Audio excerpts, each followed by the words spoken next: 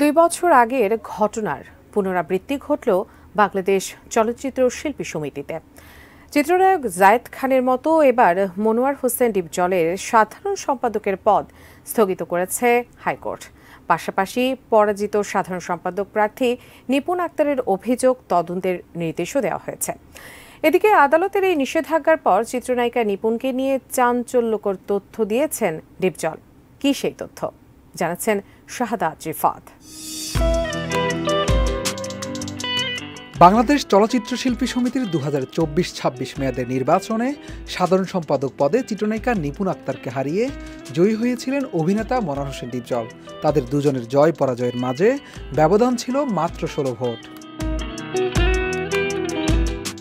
এদিকে সবার ধারণা পাল্টে দিয়ে নির্বাচনের পরপরই ডিপজলকে ফুলের মালা পরিয়ে বরণ করে নেন পরাজিত প্রার্থী নিপুণ আক্তার।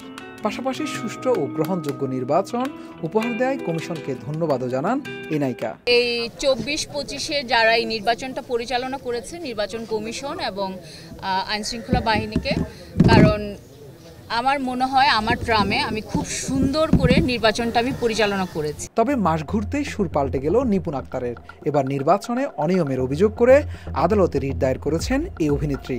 এরপরে বিষয়টি আমলে নিয়ে সাধারণ সম্পাদক পদে মনোয়ার হোসেন ডিপজলের দায়িত্ব পালনে নিষেধাজ্ঞা দিয়েছেন হাইকোর্ট। রুলের ট্রাম হচ্ছে কেন নির্বাচন বাতিল ঘোষণা করা হবে না, বিশেষ করে এই 2টা পদে, এবং নতুন নির্বাচন দেওয়া হবে না। আদালত মনোয়ার হোসেন ডিপজলের যে সাধারণ সম্পাদক পদ, সেই পদে স্থগিতাদেশ প্রদান করেছেন, নিষেধাজ্ঞা প্রদান করেছেন।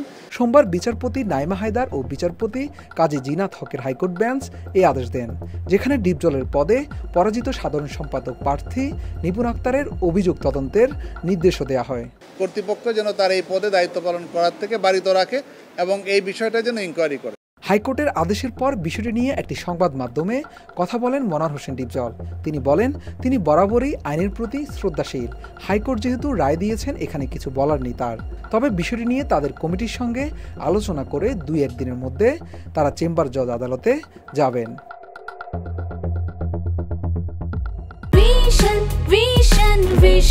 100% কপার কন্ডেন্সারে তৈরি ভিশন ফ্রিজ, তাই গুণে মানে অটুট থাকে বছরের পর বছর। জায়েদ খানের পর এবার নিজের সাথে এমন ঘটনার পুনরাবৃত্তি দেখে নিপুণ সম্পর্কে চাঞ্চল্যকর তথ্য দিলেন ডিপজল।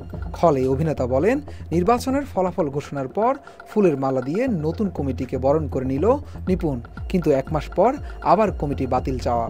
পেছনে রয়েছে বড় শক্তি। মনোয়ার হোসেন ডিপজল আরও বলেন, নিপুণের এসব কর্মকাণ্ডের পেছনে অবশ্যই বড় শক্তি আছে। যেহেতু দেশের বাইরে থেকে নিপুণ এসব করছে, সেহেতু বুঝতে হবে তার পেছনের হাত অনেক লম্বা। নিপুণের এমন আচরণ নিয়ে সিনিয়র শিল্পীদের সঙ্গেও কথা বলেছেন বলে জানান ডিপজল। তিনি বলেন, সোহেল রানা সহ বেশ কয়েকজন সিনিয়র শিল্পীদের সঙ্গে তাদের কথা হয়েছে, তারাও বিষয়টি নিয়ে বিরক্ত। এই 2 বছরে যে নোংরামি হয়েছে, এর আগে এমন নজির নেই।